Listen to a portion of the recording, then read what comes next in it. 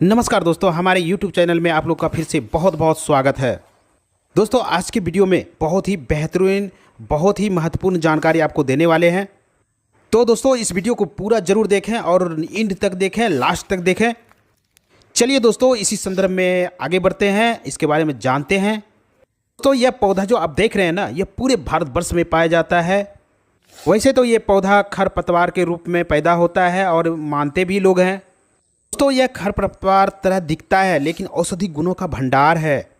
इस पौधे में ढेर सारे औषधि गुण पाए जाते हैं, जिसका प्रयोग करके आप भयंकर से भयंकर रोगों से बच सकते हैं और भयंकर से भयंकर रोगों को मिटा सकते हैं। असाध्य से असाध्य रोग में भी इसका प्रयोग किया जाता है। बहुत सारे लोग इसका प्रयोग करके सही भी हुए हैं और करते भी हैं। दोस्तों इसी संदर्भ में आज हम इस पौधे के बारे में बात करेंगे आपसे। तो इस पौधे का मैं नाम बताऊंगा और इसका प्रयोग कैसे करना है, किस मात्रा में करना है और कौन कौन सी बीमारी में करना है। बस आप ध्यान से सुनिए और इसका फ़ायदा लीजिए। इस पौधे में थोड़ा सावधानी भी बरतनी पड़ती है, मैं पहले ही बता दे रहा हूँ। वीडियो को ध्यान से देखिएगा और सावधानी पूर्वक ही इसका प्रयोग करिएगा। ये दोस्तों इससे पहले आपसे आगे बढ़ने से पहले आपसे एक छोटी सी रिक्वेस्ट है दोस्तों, अगर वीडियो अच्छा लगे तो लाइक ज़रूर कर देना। दोस्तों आपके एक लाइक करने से मेरा मोटिवेशन अप होता है, मेरा मनोबल बढ़ जाता है, जिसी के वजह से ऐसे ही अच्छे अच्छे वीडियो आप तक हम पहुंचाते हैं। और दोस्तों अगर आप पहली बार मेरे इस चैनल पर देख रहे हैं तो दोस्तों सब्सक्राइब जरूर कर लीजिएगा और बेल आइकन को ज़रूर क्लिक कर लीजिएगा, ताकि मेरे द्वारा दिए गए जानकारी आप तक पहुँचे और आप उसका फ़ायदा ले सकें। और दोस्तों आप एक लाइक करते हैं ना, मुझे कोई पैसे उसे नहीं मिलते हैं, बस मेरा मोटिवेशन अप होता है। तो दोस्तों मैं इसका नाम बताता हूँ। इस पौधे का नाम है कंटकारी का पौधा, और इसे भटकटैया के नाम से भी जाने जाते हैं या फिर कंटेरी का पौधा।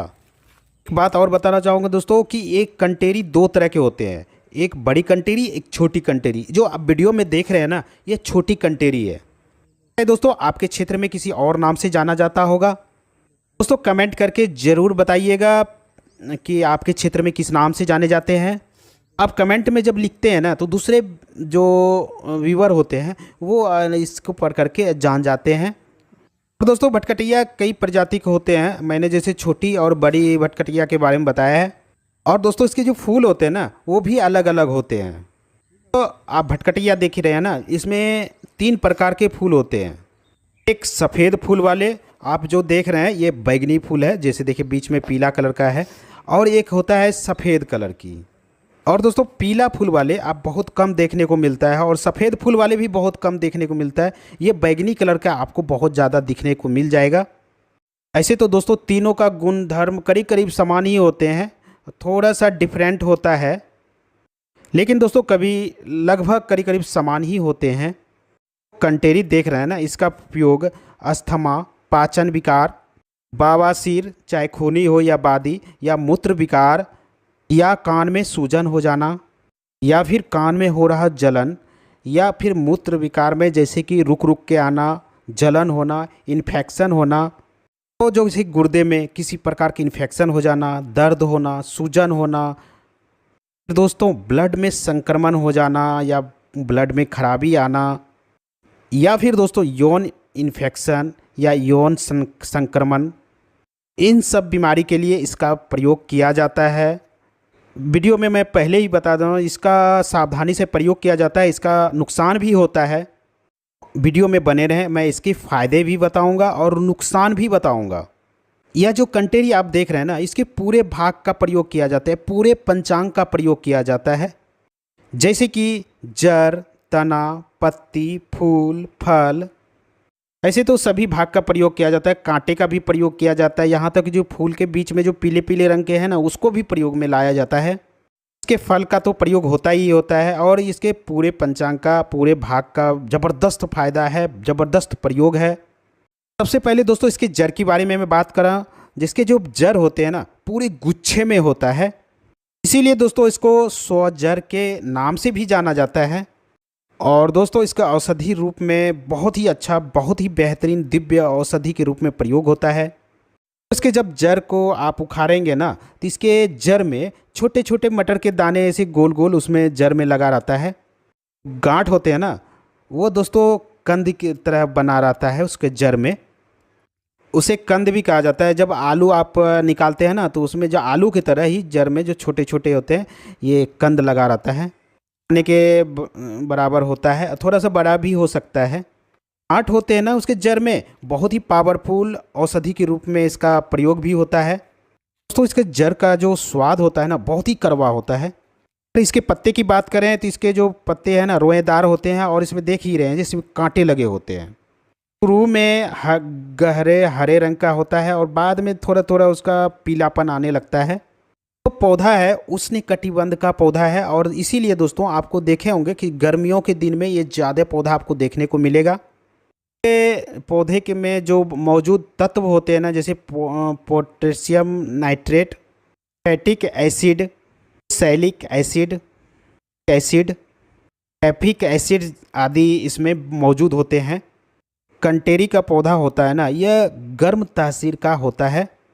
तो इसीलिए दोस्तों आयुर्वेद में जो इसका प्रयोग बताया गया है ना, वो बहुत ही सावधानी पूर्वक इसका प्रयोग बताया गया है।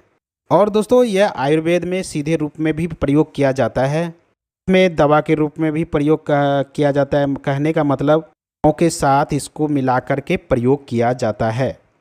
ये पूरे पंचांग को ले आएँ और उसको पीस करके पेस्ट बना करके तिल के तेल में उसको अच्छी तरह से भून लें। जैसे गठिया हो गया है ना, तो उस पर आप लगा देते हैं, तो गठिया के लिए रामबाण इलाज है ये। यहाँ तक कि दोस्तों शरीर में कहीं भी सूजन हो गया हो, या फिर कमर दर्द हो, कोहनी का दर्द हो, जोड़ों का दर्द हो, किसी भी प्रकार का दर्द हो शरीर में, उसके लिए यह रामबाण काम करता है। लेप को आपको लगाना है। खांसी के लिए यह औषधि बहुत ही ज़बरदस्त माना गया है, और खांसी में दोस्तों इसको कई तरह से इसका प्रयोग किया जाता है। जो दमा होता है ना, जिसमें कि सांस बहुत ज़्यादा फूलता है, ये बहुत ही बेहतरीन और बहुत ही रामबाण औषधि है ये। इसको सही करने के लिए कई तरीके हैं। एक तरीका ये है, तो उसके लिए क्या करें, इसके फूल जो देख रहे हैं ना, उसमें जो मैंने दिखाया था पीले पीले दल जो होता है, उसको निकालना है। पीले पीले है, उसको आपको निकाल करके इकट्ठा थोड़ा सा कर लेना है, ले आना है। ज़्यादा क्वांटिटी में आप उसको ले आएँ और उसको सुखा करके और उसको पीस करके पाउडर बना लें। 10 ग्राम की मात्रा में वो ले लें पाउडर, और उसमें शहद मिला करके उसको चटाएं। इस तरह से आप सुबह शाम आप दिन आप कंटिन्यू करें। दमा रोग के लिए बहुत ही बेहतरीन औषधि है, बिल्कुल नेचुरल है। तो दूसरा तरीका क्या है ना, इसके पूरे पंचांग को उखाड़ करके और को पीस करके पाउडर तैयार कर लें। 2-3 चम्मच ले लें और आधे लीटर पानी में अच्छी तरह से उसको उबालें। जब आधा बच जाए, आप उसको क्या करें, जब बच जाए हल्का गर्म रहे, तो आप उसको सीप कर करके जैसे चाय पीते हैं ना, उस तरह से पी लें उसको। दिन में 2 बार प्रयोग करें, या ज़्यादा है तो 3 बार भी करिए, प्रयोग कर सकते हैं। तो करेगा ही करेगा, आपके फेफड़े से संबंधित सारी बीमारियों को यह दूर करता है।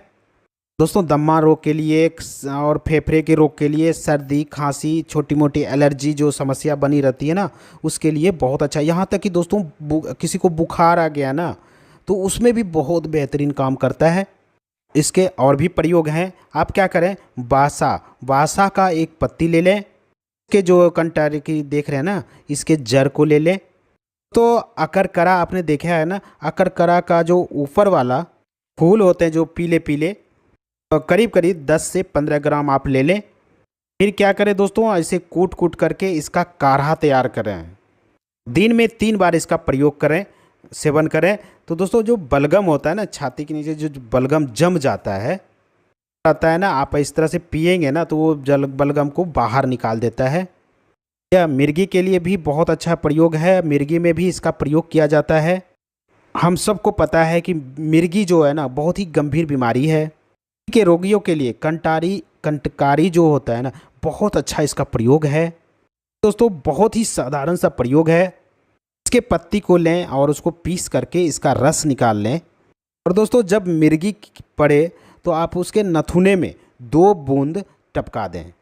तो नाक में टपकाने से तुरंत उसका मिर्गी का जो दौरा है ना, वो शांत हो जाता है। इसको मिर्गी का दौरा बार बार आते रहता है, तो उसको लिए क्या करें, जब वो सोने जाए ना, नाक में 2 बूंद टपका दें। दोस्तों कुछ दिन आप इसका प्रयोग करेंगे ना, तो उसका मिर्गी का दौरा जड़ से ख़त्म हो जाएगा, उसको फिर दोबारा नहीं होगा। इसके साथ साथ दोस्तों अगर पेट की समस्या हो, लीवर खराब हो गया हो, गैस बन रहा हो, अनपच की समस्या हो या फिर पेट में कीटाणु की वजह से आपका हाजमा सही नहीं हो रहा हो, तो बहुत ही साधारण सा प्रयोग है। इसके पत्ते को लें और उसका रस निकाल लें, 2 चम्मच उस मरीज को पिलाएं। तो दिन में 2 से 3 बार ज़रूर पिएं। आप 2-3 दिन लगातार अगर पीते हैं, पेट में जो इन्फेक्शन होता है, पेट में जो बैक्टीरिया होता है, पेट में खराब बैक्टीरिया पैदा हो जाता है, पेट में कृमि हो जाता है, कीड़ा हो जाता है, को दोस्तों अगर प्रयोग करते हैं तो उसका जो उसको मार करके और मल के रास्ते बाहर कर देता है। यह पेट के कीड़ा मारने के लिए और पेट में जो इन्फेक्शन हो जाता है उनके लिए बहुत ही कारगर औषधि है। के साथ साथ महिलाओं को जैसे बहुत ज़्यादा चक्कर आता है, बहुत ज़्यादा उल्टी होता है, तो आप इसका प्रयोग कर सकते हैं। तो गर्भावस्था में भी इसका प्रयोग कर सकते हैं। गर्भावस्था के दौरान जो भी प्रॉब्लम होती है उन प्रॉब्लम को दूर करने के लिए ये आप कंटेरी के पंचांग का चूर्ण 5 ग्राम लें और दोस्तों 10 से 15 मुनक्का ले लें और उसको अच्छी तरह से पानी में उबालें। उसको अच्छी तरह से उबालने के बाद जब काढ़ा तैयार हो जाए, सेवन करने से जीभ मिचलाने वाली समस्या या उल्टी जैसी समस्या से आपको छुटकारा मिल जाता है। दोस्तों चक्कर आने की समस्या रहती है तो यह गर्भवती महिलाओं के लिए बहुत ही बेहतरीन औषधि है। तो इसके अगले फायदे की बात करें, अगर बाल झड़ने की समस्या हो, गंजेपन सी समस्या हो, आपके बाल और समय सफ़ेद हो रहे हो, ऐसे स्थिति में आप कंटेरी का प्रयोग कर सकते हैं। बहुत ही बेहतरीन औषधि है, बहुत ही बेहतरीन काम करता है, बालों को झड़ने से बचाता है, आपके नए बाल उगाता है। और दोस्तों बहुत साधारण सा प्रयोग है। आप इसके पत्ते जो हरे हरे देख रहे हैं ना, इसको ले आएँ और उसके कांटे को निकाल दें और दोस्तों इसको पीस करके आप पेस्ट बना लें और जहाँ बाल झड़ने की समस्या है ना, वहाँ पे एक पेस्ट की तरह इसको बाल सर पे लगा लें। इस तरह कुछ दिन आप प्रयोग करें, आपके धीरे धीरे वहाँ पे बाल आना शुरू हो जाता है। और दोस्तों बाल अगर झड़ने की समस्या है उसको भी रोकता है, वहाँ पे नए बाल उगाता है। इस तरह से अगर प्रयोग करते हैं, आपके गंजापन, बालों का झड़ना या फिर बालों का टूटना या बालों को सुंदर मुलायम बनाने के लिए, काले बनाने के लिए, यहाँ तक बाल पकने की समस्या होता है उसको भी यह सही करता है, फिर से काले कर देते हैं। दोस्तों कंटेरी का जो प्रयोग है ना, दांतों के दर्द को दूर करने के लिए भी बहुत अच्छा प्रयोग है। अगर दोस्तों किसी को दांतों में प्रॉब्लम है तो आप कंटेरी का पौधा का प्रयोग करके आप दांतों की समस्या से छुटकारा पा सकते हैं। ये क्या करें दोस्तों, कंटेरी के पत्ते को ले आएँ और उसके कांटे निकाल करके मसल करके उसका पेस्ट तैयार कर लें। दोस्तों जब सुबह सुबह जगते हैं ना, तो जब ब्रश आप करते हैं उसके बाद आप क्या करें, उस पेस्ट से अपने दांतों का हल्के हल्के उंगली के सहायता से उसको मालिश करें और उससे मालिश करें। और जहाँ पे दोस्तों दर्द हो रहा हो ना, इस पेस्ट को उस जगह रख करके थोड़ा देर उसको छोड़ दें। इस तरह से आप इसका प्रयोग करते हैं तो कुछ ही दिन में आपके दांतों से सारी समस्या दूर हो जाती है। आपके जो दांतों से अगर मसूड़े से खून आ रहा है या फिर आपका दांत सड़ने की अवस्था आ गया है या पीलापन पड़ गया है या फिर मुंह से बदबू आता हो, उसको भी यह सही करता है। दांत का दर्द हो तो वह भी आप प्रयोग कर सकते हैं। कंटेरी के बहुत सारे फायदे हैं, बहुत सारे बेनिफिट्स हैं, एक वीडियो में बताना संभव नहीं है। इसलिए दोस्तों अब नेक्स्ट वीडियो में आपको इसके फ़ायदे बताऊँगा। जैसे कि मैंने बताया था इसके कुछ नुकसान भी होते हैं, तो दोस्तों नुकसान के जानना भी ज़रूरी होता है कोई भी औषधि का प्रयोग करने से पहले। दोस्तों मैंने जो आपको मात्रा बताया उसी मात्रा के अकॉर्डिंग आप इसका प्रयोग करें, उससे ज़्यादा प्रयोग ना करें। चलिए दोस्तों कुछ नुकसान इसके बता देते हैं। कंटेरी का प्रयोग बहुत लंबे समय तक नहीं करना है आपको। तो बहुत ज़्यादा समय तक आप प्रयोग करते हैं तो आपके लीवर पे, किडनी पे इसका इफेक्ट पड़ सकता है। दोस्तों आपके पाचन क्रिया को यह बिगाड़ सकता है। दोस्तों इसका प्रयोग बहुत ही कम समय के लिए किया जाता है और बहुत ही सीमित मात्रा में किया जाता है।